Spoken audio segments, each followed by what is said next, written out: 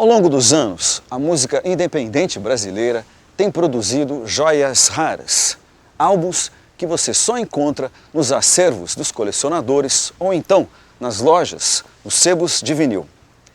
Esse é o caso do primeiro disco da dupla Lully e Lucina, que lançaram seu primeiro trabalho de forma totalmente independente em 1979 pelo seu selo Nós Lá em Casa. Com vocês, Lully e Lucina. Esse LP é muito doido, é de uma fluência tão absurda que você não consegue mais prender em algum padrão. Certos trabalhos são para sempre, né? Eu acho que esse é um deles. Olha, essa atmosfera musical de liberdade da época tem tudo a ver com o Woodstock, com todo esse movimento, né, hippie.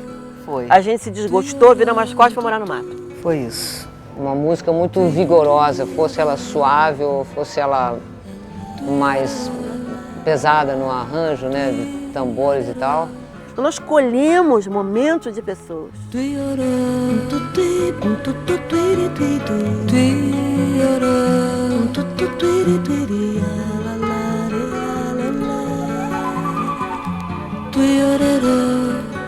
Lucina e Lully.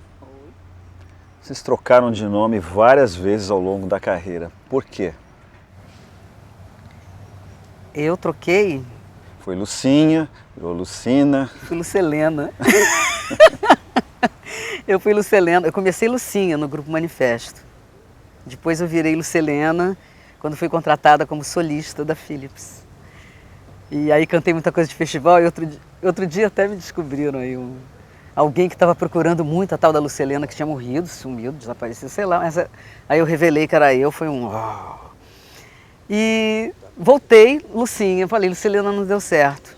Aí voltei para Lucinha, foi quando eu conheci a Lully. Então, nosso primeiro LP, do qual este magnífico programa trata, é o Lully e Lucinha, o nosso querido Lully e Lucinha, que foi o primeirão da nossa carreira e para valer mesmo.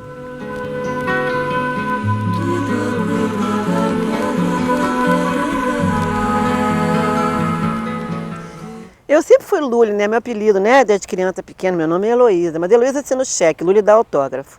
Mais ou menos assim que fica. Sempre fui ali, o L.I., aquele nome pequenininho, quase não aparece, 4 tracinhos. E quando, depois que acabou a dupla, que eu fiquei solo, o primeiro disco que eu fiz, eu, por numerologia, resolvi botar o H, porque o L e o L.I. é o número 9, que é o número do sacrifício, do Marte, que dá e não recebe nada em troca. Cansei disso, né? Eu botei o H, que é o 8, prosperidade, reconhecimento, no meio do L e o L.I. ficou Lully.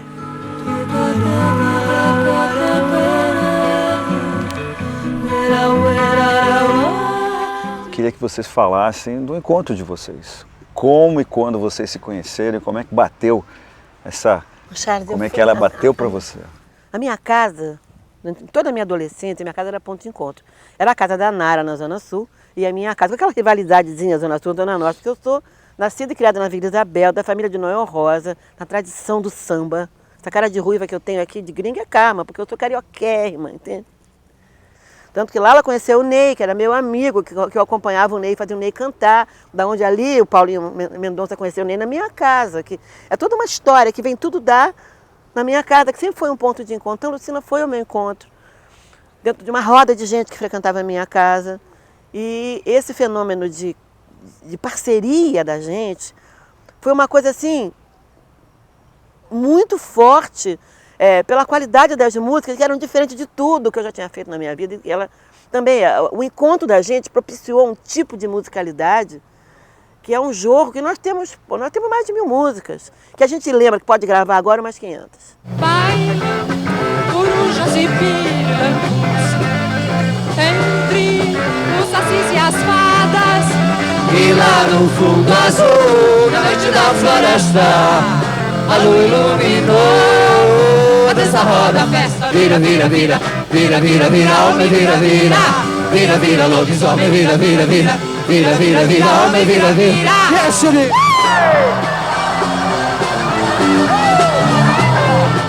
Vocês se encontraram, fizeram muitas músicas juntas. Esse monte de música boa, o que aconteceu inicialmente? Como é que vocês ganharam visibilidade no início? Como que foi? O festival. A Lully, não, a gente botou a música no festival. Vocês Gente, escreveram? não. A música era da Lully. Né? Por acaso, a música que entrou no festival era só minha. Por acaso. Flor Lilás. Lilás. Por Lilás. Como sou, tenho medo de te arrumar, tenho medo de te arrepender. A sua inocência, eu tenho medo de me encontrar, tenho medo de me encontrar, eu tenho medo que um dia Apareceu o convite da gravadora para registrar. Não, fazia parte do contrato do festival, que os finalistas tinham direito a um compacto duplo. Tinha. E eles Isso aí fizeram já um era compacto, parte. nós com 4 músicas. Rato Roeu, Dourado da Manhã, Flor Lilás e Floresta Encantada. 4 músicas nossas, né? E o compacto não deu em nada? Fizeram um jazz clube naquele disquinho que foi uma onda, né? Não, Quando a gente foi olhar, a faixa que estava impressa era o ensaio. Quer dizer, cheia de erro, uma série de coisas. A outra tinha um negócio de mixagem que não dava para Aceleraram. entender, que era acelerado, tudo estranho. a Flor Lilás da própria. Não chegava a ser tanto, né, Lully? Mas era No meu aquela coisa que ouvido tira, era. acaba o Acabou timbre o da time. voz vai pro brejo, né? Eu fui ao diretor da gravadora falar sobre isso. E ele disse textualmente que eles contratavam uma leva de artistas de um novo gênero para escolher quem que eles queriam promover e parar, abafar a carreira dos outros. Que eles tinham decidido promover os novos baianos e estavam decididos a abafar a nossa carreira. Eles tinham sabotado propositalmente o compacto. Nós estaríamos presos 2 anos em contrato, com a multa enorme caso a gente abandonasse. Foi aí que nós nos desgostamos. Falamos, sabe de uma coisa? Vamos viver nosso outro sonho, que esse aí está muito azedo. E fomos morar no mato, viver a história de criar filho na natureza, de comer do que planta. E fomos morar no sítio. Só voltamos a pensar em gravar quando surgiu a possibilidade de fazer um disco como a gente queria, donas completa, com uma herança que a Luciana recebeu. E a gente fez esse disco aí, que foi o recomeço. Quer dizer, elas realmente eram pessoas que viviam aquela história, porque tinha muito hippie de boutique, né, que se dizia, né, gente que se vestia daquele jeito, tal, mas tinha uma vida totalmente mais conformada, ou menos livre ou solta, né? E elas encaravam essa coisa toda, essa filosofia dos anos 70, comportamento, tudo era vivido, né? Embalada numa rede, afogada numa sede. Embalada numa rede, afogada numa sede. Embalada numa rede, afogada numa sede. Esse lugar que a gente morava, Charles, ele é um lugar, ele é o único ponto na Baía de Sepetiba que é voltado para o sol nascente. E a casa ficava a 200 metros na encosta. Então a gente tinha a visão magnífica de toda a Bahia, até o fundo, e o sol nascia em frente. Então a gente costumava acordar assim, 5 horas da manhã, enrolava numa manta, fazia um café forte e ver o sol nascer. Às vezes até voltava para a cama, mas ver o sol nascer era o grande programa. E a gente estava naquele momento de pessoas da cidade que estão descobrindo a natureza, naquela coisa do encantamento de achar um Deus na árvore do lado. Filgueiras é uma coisa bonita, né? Porque tem um morro assim, que você tem uma vista da Bahia toda, um lugar muito mágico. E foi um tempo maravilhoso, sem dúvida. Então a gente era um cotidiano intensamente mágico, intensamente saboreado, com criança pequena, fazendo todo o serviço de casa. Eu fazia todas as roupas à mão, roupas hippies da gente. E quando chegava de luz, trabalhava lá fora. Quando chegava de noite, a gente tomava um banho, botava uma flor no cabelo, batom na boca, virávamos princesas. Sentavam e fazíamos compor. E eles serviam um lanche pra gente, aí ele servia a gente. Aí a gente compunha, depois gravava no nosso gravador de rolo e ficava ouvindo o que tinha composto, desenhando, para terminar a noite. Isso aí em linhas gerais, né? Isso era o cotidiano da gente, era criativo o tempo todo. Era um lugar delicioso, enfim, onde se comia muito comida integral, né? Coisa da época, né? Fazia-se muita música, enfim, era uma vida bem tranquila, né? E, enfim, eu me lembro de um ambiente muito criativo, né? Do Luiz Fernando, né? Que era marido delas, né? Na época. um doce de pessoa, um grande fotógrafo. Então era uma casa rodeada de arte, de criação, né? E um astral muito bom sempre, as crianças, né? São pessoas muito gentis, muito delicadas, né? A Lully tem essa coisa de agregar. Então era comum, de repente a gente está em casa muito bem e apareciam 3, 4, 5 amigos de uma vez só. E todos para ficar, é lógico, né? Porque não dava para chegar e eu tchau, fui-me embora. Já chegavam e ficavam também. Então era animadíssimo, acontecia uma movimentação ali na casa, entende? A gente quase sempre tinha gente circulando, trazendo notícia, trazendo novidades, outros artistas, rolando um som, rolando parcerias. Rolavam altos sons.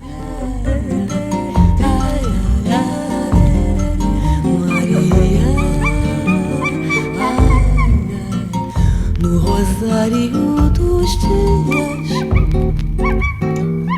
dias, cada canto Ave Maria. E aí, quando chegou essa oportunidade de a gente encontrar o Antônio Adolfo, que era meu colega de colégio, né? Primeira vez que eu cantei na minha vida, com 13 anos, era Os Filhos da Pauta, que era com um grupinho do colégio, com o Antônio Adolfo no piano, o Nelson Mota no violão, era no meu colégio, São Fernando, ali de Botafogo.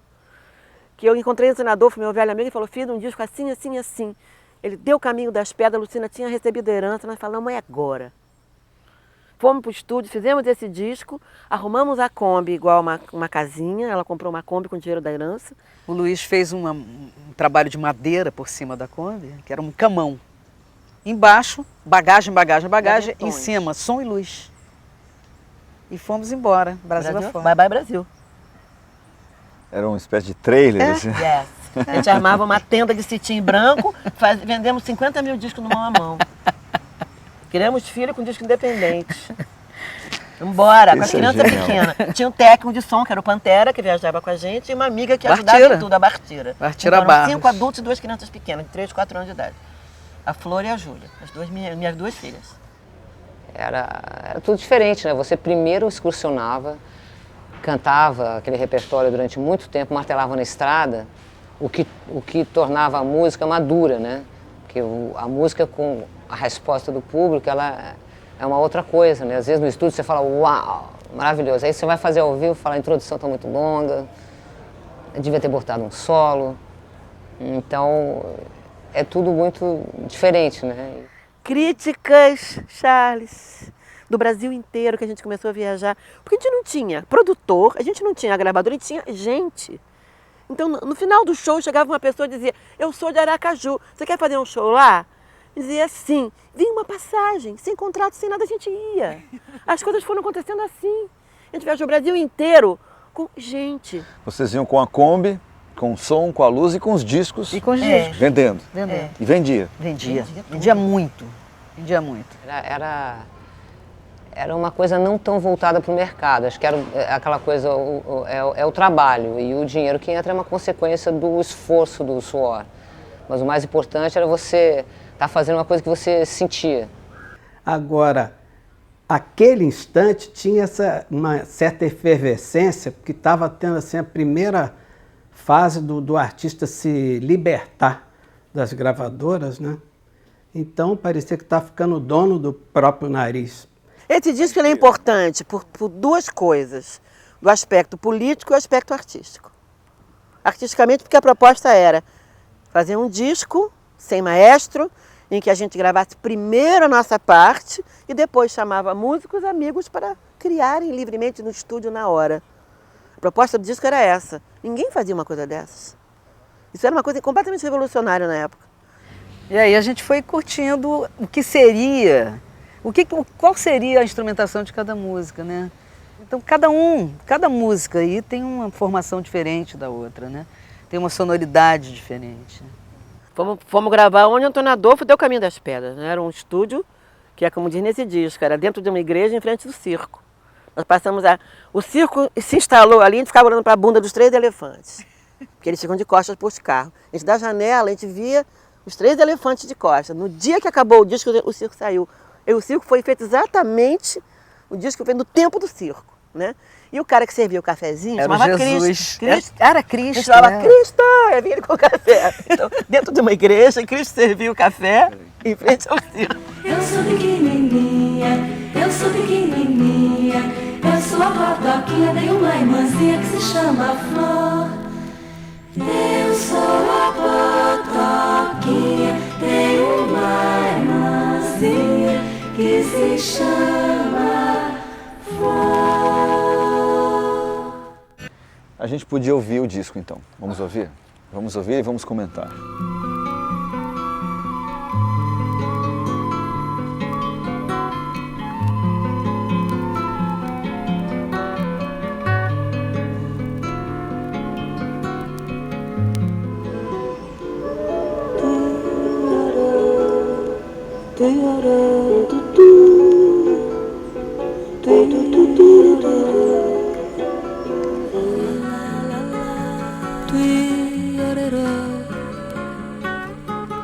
Como funcionava e como funciona a química de vocês? Quem escolhe a voz que quer fazer? Ou vem naturalmente? Naturalmente? Rola. É? Naturalmente. Vocês bem saem naturalmente. tocando? Lucina tem um grave fantástico.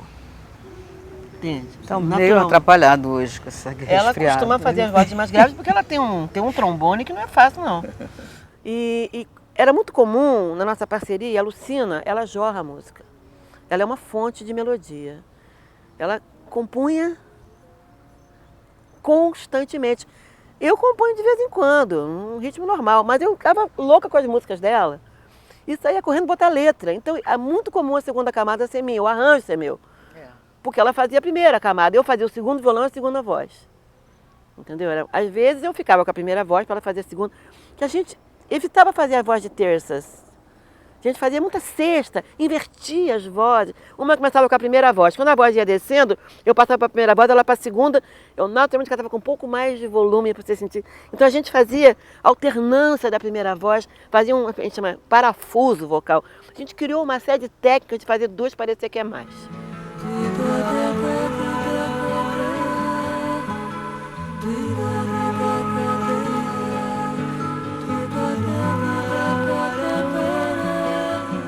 Então agora a gente vai para a segunda faixa. Cheiro de rosa. Isso é nosso cotidiano lá, era isso aí. O calor afastou toda a sombra da noite que passou. Joguei no sol almofada, colchão, travesseiro.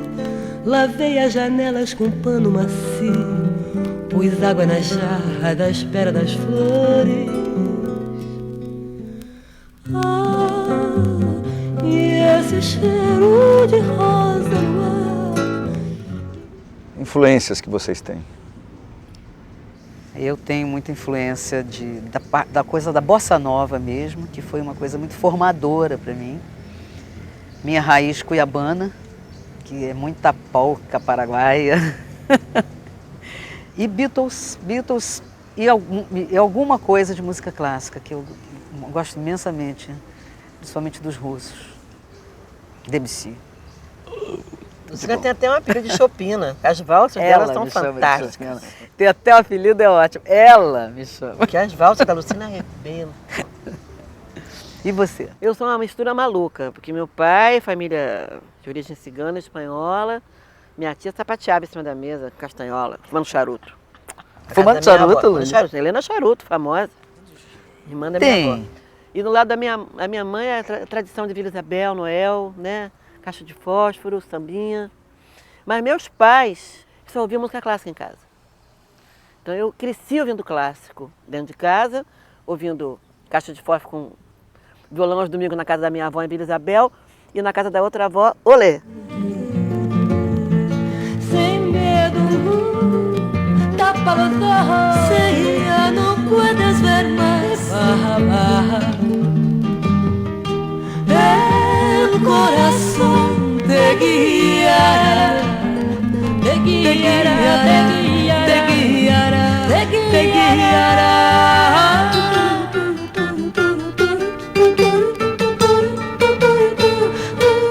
Vamos ouvir uma música aqui, eu queria que você falasse sobre o título, que é Urimatã. Yuri Matan. Eu procurei Yuri pesquisar Matan, e não consegui quero avançar. Não quer dizer nada. Não consegui avançar. Eu falei, deve ser alguma entidade, tentei buscar, não cheguei. Quer dizer, salve a criança Exu da Salve a Mata. criança Exu da Mata, mas é uma fusão pessoal, vamos dizer assim, de uma série de ícones urubás. Mas não é exatamente, isso em si não quer dizer nada, mas a significância... Para nós é uma palavra talismã. Selvagem no corpo, afoga todo medo. Ele é um rock and De um roll da jeito meio mata, torto, né? é um rock- Que índio é muito rock and roll. Você já parou como é que índio é rock and roll? Sim, já. Pois é, essa música tem essa coisa de rock and roll verde. Água chorada e verde escuro pote, Yori Matan, Okearue. Então, essa é a fase verde, né? Esse disco é o disco da fase verde. A fase de São Paulo foi a fase Zanck. Depois teve mais 7 anos de Rio e acabou a dupla. Então, peraí. Acabou rápido a história. É.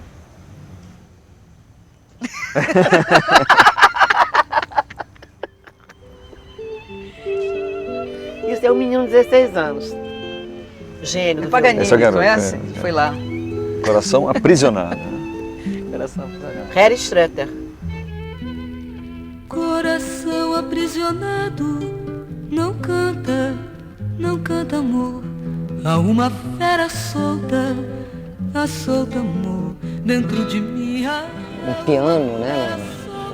De repente com toques clássicos, tinha músicas que remetiam aos anos 20. Então isso é fascinante, quer dizer, tudo pode. Eu acho que rock and roll é uma coisa que tudo pode, eu acho Lula e Lucina rock and roll no espírito.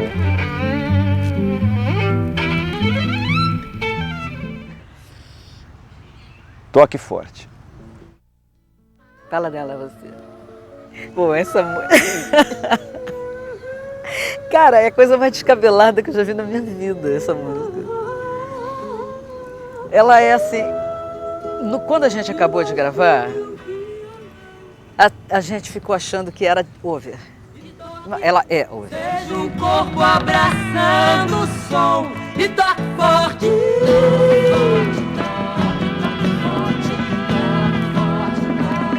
Imagine um violão, imagine os seus limites.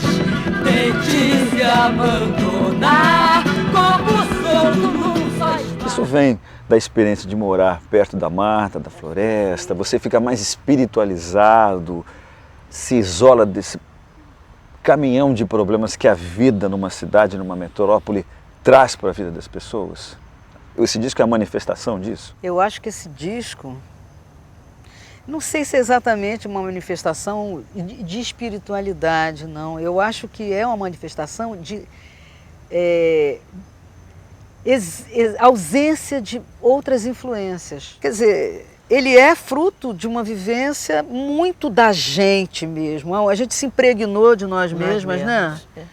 E do que estava nos cercando, daquele visual, da brincadeira com as crianças, uma descoberta da todas... nossa própria musicalidade. Exatamente. Regido por um som aleatório, que era o barulho do mar ali, cara, as ondas. O que rege esse o som da natureza. O som da natureza. Quantas tá vezes aí. a gente colocou o violão na árvore para ouvir o som eóleo, sabe? Com as sonoridades de vento, de mar, o tempo todo, imperceptível a partir de um certo ponto, mas constante.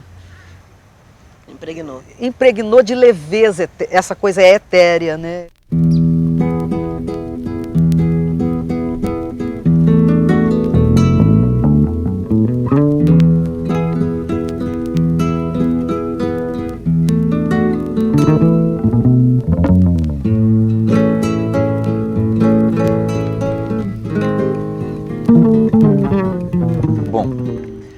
Para a gente finalizar esse encontro aqui fantástico, no Jardim Botânico aqui no Rio de Janeiro, o lugar mais apropriado impossível para a gente ouvir o primeiro disco da Lucina e da Lully. Eu queria que elas agora posicionassem esse primeiro LP que elas gravaram de forma absolutamente independente, em 1978, mas foi lançado em 79. Foi. 1978, lançado em 1979, queria que elas posicionassem esse disco na carreira e na vida de cada uma. Vai, Lu. Bom, primeiro LP feito do jeitinho que a gente sonhou. É um trabalho, eu falo por mim, do jeitinho que eu sonhei, mas eu falo no plural, porque esse é um sonho completamente comum, como esse disco é. Ele é um trabalho de dupla mesmo, de dupla intensa, de dupla em todos os sentidos, em todos os momentos, em todas as pequenas decisões. De meu, tem eu, a musicista, que compus uma série de canções e que fui misturando com a minha parceira, mas a ideia é uma ideia conjunta. Eu realmente não me sinto isolada como um indivíduo nessa situação aí. É um trabalho nosso, de cabo a rabo. Um grande encontro. Isso é o começo, né, de uma história, de uma trajetória alternativa. É o começo da liberdade, ele é um grito de libertação. De um sistema, de uma forma de gravar, que as gravadoras impunham. Foi uma tentativa de fazer de um outro jeito, provar que era possível, fazer com alta qualidade, barato, e seguir pelo Brasil afora fazendo show. Ele é o nosso cartão de visita, que foi... Eu tinha um sonho, eu tinha um delírio, assim, eu imaginava uma mão enorme botando a agulha no disco, começando a ouvir ele. Aí imaginava 2 mãos, 10 mãos, 1000 mãos. Cada disco que eu vendia, eu imaginava em mais uma casa, nosso som tá. Ele é uma semente, ele é a primeira grande semeadura que nós fizemos. Das 7 semeaduras enormes, desses discos que a gente conseguiu fazer nesses anos que a gente ficou junto. Ele é a primeira grande semeadura da gente. E ele deu muitos frutos. Anos depois, na década de 80, Lully e Lucina voltariam aos estúdios para gravar o seu segundo álbum, de forma totalmente independente. Mas aí, já uma outra história.